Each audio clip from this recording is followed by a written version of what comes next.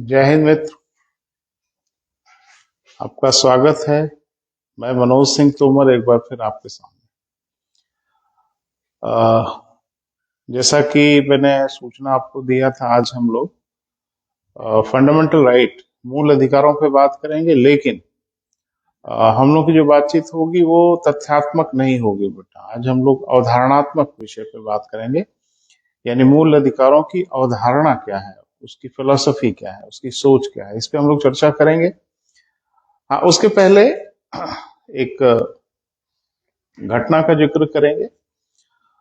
अभी कुछ दिनों पहले एक प्रिंट मीडिया के हमारे मित्र कुछ प्रकाशन के संदर्भ में उन्होंने कहा कि सर आपसे कुछ बात करनी है, और एक छोटा सा इंटरव्यू जैसा फॉर्मेट था। तो उसमें उन्होंने मुझसे पूछा कि सर आप पढ़ने पढ़ाने में लगे हैं, तो आज के संदर्भ में आपको नहीं लगता कि बच्चों के ऊपर पढ़ने उड़ने का बहुत स्ट्रेस है, बहुत प्रेशर है? क्योंकि भविष्य बनाने के लिए बच्चे रातों दिन लगे हुए हैं और मेहनत कर रहे हैं, तो उनको मानसिक रूप से वो थोड़ा सा स्ट्रेस में है, दबाव में है बच्चे। तो क्या आप लोगों को नहीं लगता कि बच्चों को बीच बीच में अवकाश देने की आवश्यकता है? वो मेरी प्रतिक्रिया जानना चाह रहे थे पढ़ाई के संदर्भ में। तो एक बड़ा सहज सा जवाब है, मुझे लगता है आपके भी दिमाग में होगा। वो ये कि हर वह कार्य जो हम करते हैं, जो हमें अंतर्मन से पसंद नहीं आता, उस हर कार्य को करने के लिए हम स्ट्रेस में आ जाते हैं। और ऐसा हर कार्य जो हम अंतर्मन से करते हैं, जिसे करने का हमारा दिल करता है, जिसे करने का हमारा मन करता है, उसमें हम कभी स्ट्रेस में नहीं आते, वक्त चाहे जितना लग जाए। स्वाभाविक सी बात है कि अगर पढ़ना पढ़ाना एक स्ट्रेस के तहत किया जाएगा, एक दबाव महसूस करके किया जाएगा, तो डेफिनेटली आप परेशान होंगे। पढ़ना पढ़ाना एक नैसर्गिक ढंग से होना चाहिए, और पढ़ाई को कभी भी दबाव महसूस करके नहीं करना चाहिए, क्योंकि यह प्रक्रिया बहुत छोटी नहीं है, यह बड़ी प्रक्रिया है, लॉन्ग प्रोसेस है। और कम से कम उच्च प्रतियोगी परीक्षाओं की तैयारी करना थोड़ा सा और भी एक समय साध्य काम है। तो एक बड़ा सिंपल सा उदाहरण है कि आजकल आप देखते होंगे जो बच्चे हैं ना, वो मोबाइल वगैरह, उसके गेम वगैरह में बड़ा इन्वॉल्व रहते हैं। जब उनको मौका मिलता है वो गेम में शामिल हो जाते हैं। घर वालों को मना करना पड़ता है कि बेटा बस करो, लेकिन उनको जैसे ही मौका मिलता है फिर उसमें जुड़ जाते हैं। तो क्या वो गेम खेलते खेलते परेशान हो जाते हैं, वो स्ट्रेस में आ जाते हैं? ऐसा बिल्कुल नहीं है, क्योंकि वह कार्य करने में उन्हें आनंद आता है।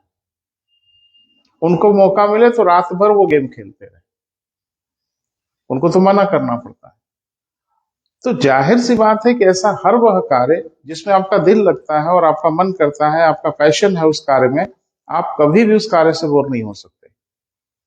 हर वह कार्य जो एक ड्यूटी और एक दबाव वाली क्रिया समझ के आप करेंगे, डेफिनेटली उसमें आप प्रेशर में आ जाएंगे। तो पढ़ाई को नैसर्गिक होने दीजिए, स्वाभाविक होने दीजिए। पढ़ाई में कभी दबाव नहीं है, पढ़ाई तो एक आनंद है, और उस आनंद में आपको जाना होगा। तो जो बच्चे पढ़ाई के उस आनंद में आते हैं, जिसमें उनको मजा आने लगता है, जिनको ठीक लगने लगता है, तो फिर वो चाहे जितना पढ़ेंगे वो कभी स्ट्रेस में नहीं आते। तो मैं अपने मित्रों से यही निवेदन कर रहा हूं कि पढ़ने पढ़ाने को स्वाभाविक होने दें, नेचुरल होने दें, उनको स्ट्रेस ना बनाएं। क्योंकि स्ट्रेस अगर पढ़ने पढ़ाने को आप बना लेंगे तो बहुत लंबे समय तक आप पढ़ाई के साथ रिश्ता नहीं निभा पाएंगे। और उच्च प्रतियोगी परीक्षाओं के लिए जो रिश्ता है ना पढ़ने पढ़ाने का, वो थोड़ा सा लंबा होता है।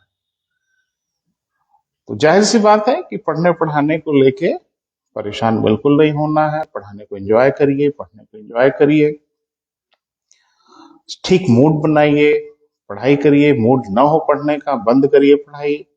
घड़ी देख के घंटे नहीं पूरा करना है, और धीरे धीरे धीरे धीरे आप देखेंगे सब कुछ ठीक हो जाएगा, और पढ़ना पढ़ाना आपका एक नैसर्गिक हो जाएगा।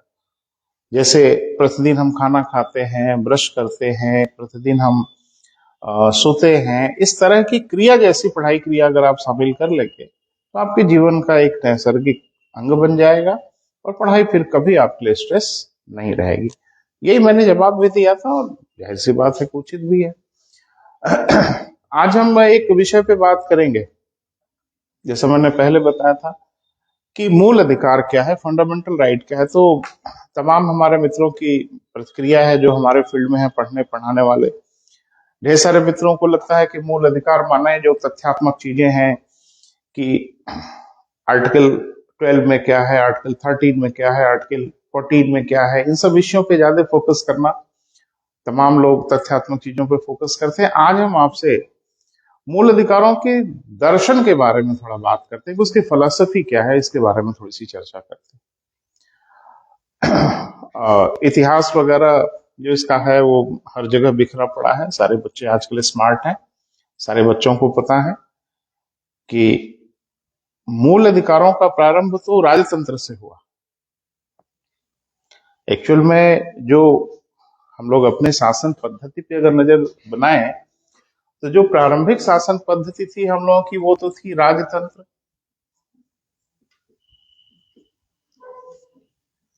तो राजतंत्र जो था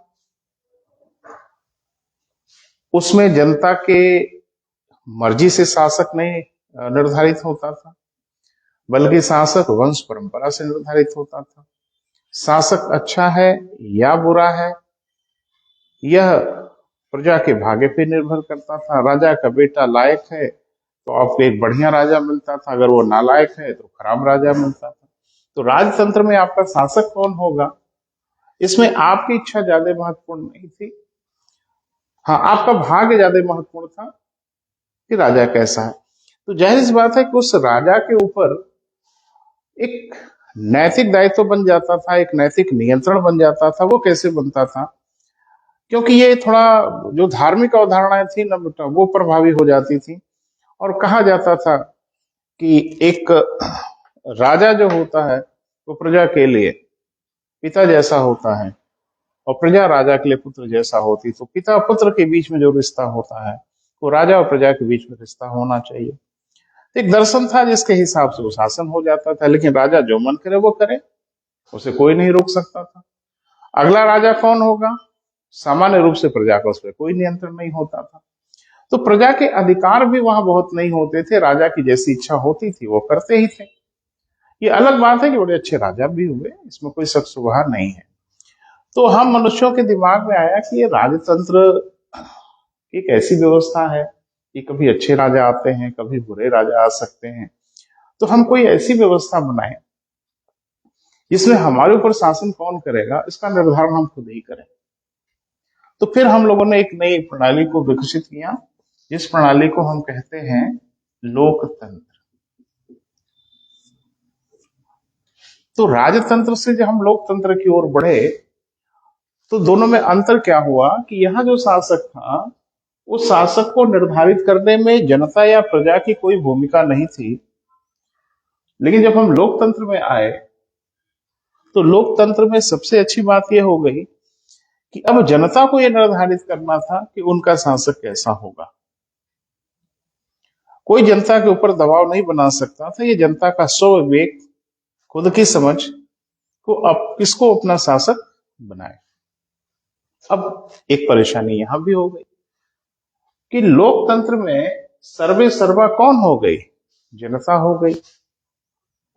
लोकतंत्र में सर्वे सर्वा जनता बन गई, यानी सारी शक्तियां वास्तव में अब जनता के पास है। जनता ये निर्धारित करेगी कि हमारा शासक कौन हो।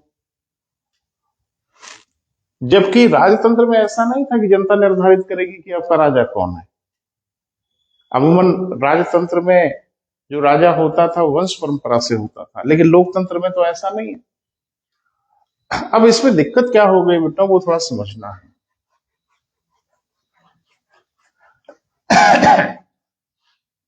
कि लोकतंत्र में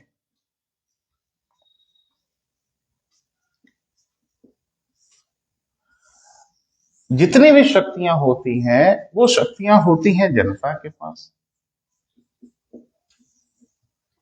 अब्राहम लिंकन की उक्ति भी आपने पढ़ा होगा कि डेमोक्रेसी में सारी शक्ति जनता की होती है, जनता द्वारा होती है, जनता के लिए होती है, दुनिया भर की चीजें। लेकिन एक बात तो तय है कि लोकतंत्र में सर्वशक्तिमान जनता होती है और जनता ये फैसला करे कि उनका शासक कौन हो, और जनता ये फैसला करती है, और ये फैसला वो निर्वाचन के माध्यम से करती है, चुनाव के माध्यम से करती है। अब इसमें एक परेशानी ये हो गई बेटा कि सभी शक्तियों को जनता ने निर्वाचन के माध्यम से अपने प्रतिनिधियों को दे दिया, सरकारों का गठन कर दिया, सरकारें सर्वशक्तिमान होने लगती हैं, सभी शक्तियां अब सरकार के पास चली आती हैं।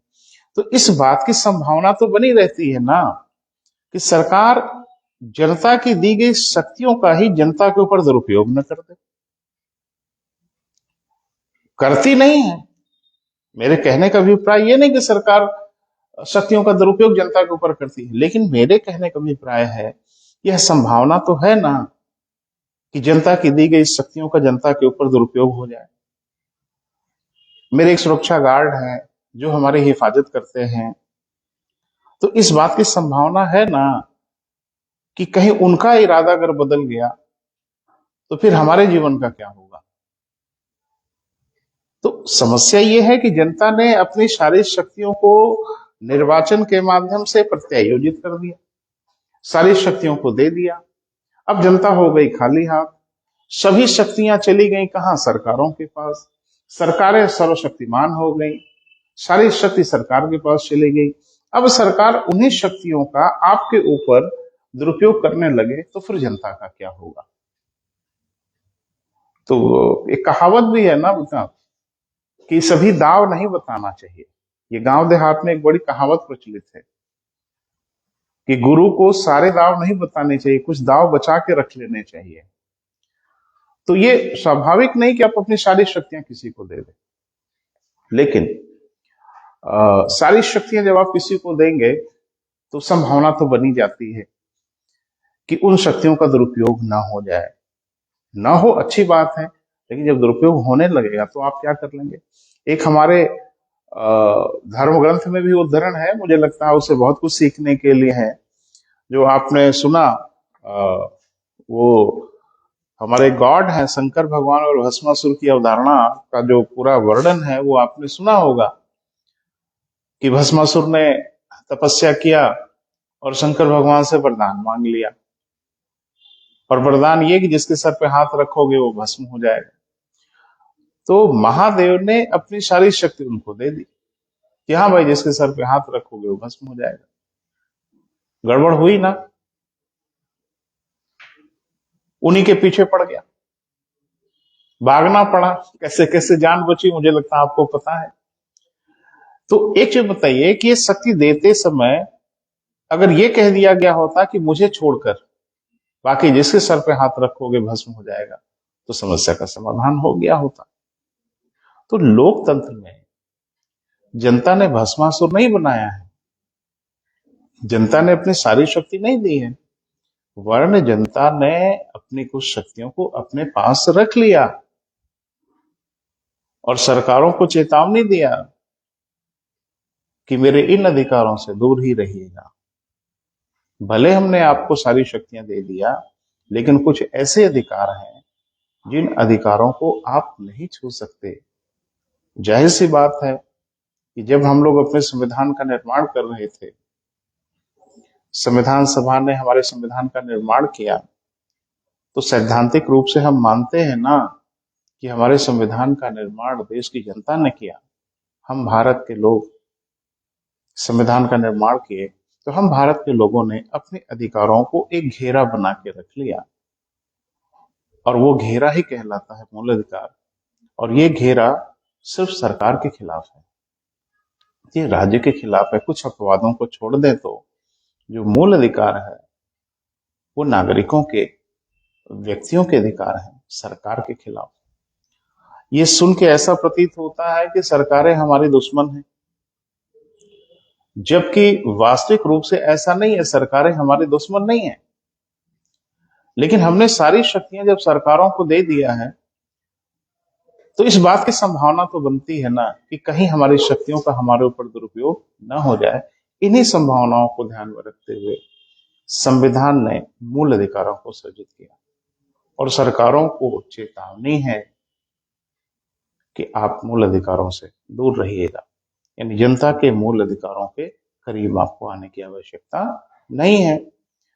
तो ये उनके अधिकार हैं जो शक्ति के स्रोत रहे हैं, यानी जनता के पास, जिनके पास सारी शक्तियां थी, ये उनके अधिकार हैं। इसी कारण इनको मूल अधिकार भी कहते हैं। ये मूल के अधिकार हैं, जो शक्ति के मूल हैं, शक्ति के स्रोत हैं, ये उनके अधिकार हैं। इसलिए इनको हम लोग मूल अधिकार के नाम से जानते हैं। अब समस्या यह है कि मूल अधिकार राज्य के विरुद्ध अधिकार है, सरकार के विरुद्ध अधिकार है। तो ये प्रथम दृष्टया लग रहा है कि सरकारें हमारे खिलाफ हैं क्या? ऐसा बिल्कुल नहीं है। आज की डेट में एक कहावत है कि पालने से कब्र तक सरकारें हमारे साथ खड़ी हैं। हम अपनी हर समस्या के लिए सरकार की ओर देखते हैं। कभी हम अपनी समस्या के लिए ईश्वर की ओर देखा करते थे, लेकिन आज की डेट में हम अपनी हर समस्या के लिए सिर्फ और सिर्फ सरकार की ओर देखते हैं। क्यों ऐसा करते हैं हम लोग? कि सरकारें हमारी हर समस्या का समाधान करती हैं। कोविड-19 आया, सरकार ने हमारी मदद की। बाढ़ आती है, सबसे पहले सरकार हमारी मदद करती। तो सरकार हमारी मददगार है। हम लोग कल्याणकारी राज्य में रहते हैं, वेलफेयर स्टेट में रहते हैं। सरकारें हर क्षण हर पल हमारे साथ खड़ी हैं। एक बच्चा जैसे ही जन्म लेता है, दरवाजे पे दस्तक हो जाती है 2 बूंद जिंदगी की। तो सरकार तो हमारे साथ हर क्षण खड़ी है। सरकारें हमारी सबसे अच्छी हितैषी हैं। लेकिन कल को अगर सरकारों की मंशा कुछ बदल जाए, कुछ इरादे बदल जाए, क्योंकि सारी शक्तियां उनके पास हैं, तो हमारी हिफाजत करेगा कौन? मूल अधिकार। तो इसीलिए हमने मूल अधिकारों को अपने संविधान में जगह दिया। और मुझे लगता है कि एक मनुष्य होने के नाते जहां हम जन्म लेते हैं, हम किसी जाति, किसी धर्म, किसी परिवेश में हो सकते हैं, किसी भौगोलिक सीमा में हो सकते हैं, किसी सरकारी व्यवस्था के अधीन हो सकते हैं, लेकिन एक मनुष्य के रूप में जो हम धरती पे आए हैं, तो हमारे तो कुछ अधिकार होने ही चाहिए। मुझे लगता है इसी अवधारणा को और व्यापक किया गया। ये यूनाइटेड नेशन ऑर्गेनाइजेशन ने 1948 में universal declaration of human right प्रस्तुत किया। तो आप कह सकते हैं कि मूल अधिकार तो नहीं था, लेकिन मूल अधिकारों की सर्वव्यापकता थी। एक उसको सर्वव्यापी बनाने की कोशिश किया गया। संयुक्त राष्ट्र संघ ने, यूनाइटेड नेशन ऑर्गेनाइजेशन ने 1948 में एक घोषणा पत्र प्रस्तुत किया, जिसका नाम था universal declaration of human right, मानवाधिकारों की सार्वभौमिक घोषणा, और जिसमें लगभग 30 अनुच्छेद थे। बताया गया कि मनुष्य किसी भी देश में, किसी भी धर्म में, किसी भी जाति में, किसी भी भौगोलिक सीमा में हो, एक मनुष्य के रूप में उसके कुछ अधिकार हैं, जिसको हम लोग मानवाधिकार के रूप में जानते हैं। तो कहीं ना कहीं जो मूल अधिकार है, उसको एक सामान्यकृत करने की कोशिश कर दिया गया मानवाधिकार के रूप में। तो मुझे लगता है कि थोड़ा सा आपके दिमाग में विजन क्लियर होगा कि मूल अधिकार क्यों है। मूल अधिकार इसलिए हैं कि जनता की शक्तियां अब जनता के पास नहीं है। निर्वाचन के माध्यम से जनता अब खाली हाथ हो चुकी है और उसने सारी शक्ति किसी को दे दिया। मैं अपनी बंदूक किसी को दे दूं और कह दूं कि हिफाजत करिए मेरी, तो जाहिर सी बात है कि बंदूक तो मेरी थी और मैंने अपनी बंदूक किसी को दिया है कि आप मेरी हिफाजत करें। हिफाजत करने वाले का इरादा अगर बदल जाए तो फिर आपका क्या होगा या हमारा क्या होगा? तो कम से कम उसके इरादों को रोकने की कुछ व्यवस्था तो होनी ही चाहिए ना। और वो व्यवस्था अगर नहीं होगी तो खतरे की संभावना है। खतरा नहीं है, ये मैं नहीं कह रहा हूं खतरा है, लेकिन खतरे की संभावना है। तो इसी संभावना को ध्यान में रखते हुए लोकतंत्र में मूल अधिकार का सृजन किया गया, ताकि लोगों के अधिकारों को सरकारों से बचाया जाए। मैं बार बार एक शब्द बोल रहा हूं कि मूल अधिकार राज्य के विरुद्ध हैं। चोर, अपराधी, लुटेरों के खिलाफ मूल अधिकार नहीं है, इनके लिए तो राज्य ही पर्याप्त है। लेकिन कहीं ना कहीं राज्य से कुछ इस तरह का कार्य होने लगे जिससे नागरिकों के अधिकार प्रभावित होने लगे, तो फिर कौन बचाएगा आपको? तो इसीलिए हम लोगों ने अपने संविधान में मूल अधिकारों का सृजन किया। ये तो एक अवधारणात्मक विषय वस्तु है, लेकिन अब तथ्यात्मक चीजें क्या है बेटा, वो हम अगले लेक्चर में आपसे बात करेंगे। तो आज अपनी बात हम यही समाप्त करते हैं। हाँ, पढ़ाई को एंजॉय करिए, पढ़ाई का आनंद लीजिए, पढ़ाई को प्रेशर मत बनाइए। और जब पढ़ाई प्रेशर बनने लगेगी तो आप समझ लें कि मुसीबत बढ़ रही है। तो एंजॉय करिए पढ़ाई को। वह हर कार्य जो हमें बहुत पसंद होता है ना बेटा, उसको करने के लिए हम बड़े लालायित रहते हैं। तो पढ़ाई को वैसे ही कार्यों की लिस्ट में शामिल करिए, तो आपको मजा आएगा, आपका कैरियर भी बनेगा, सब कुछ ठीक ठाक होगा। इसी के साथ अपनी बात हम समाप्त कर रहे हैं। Thank you so much.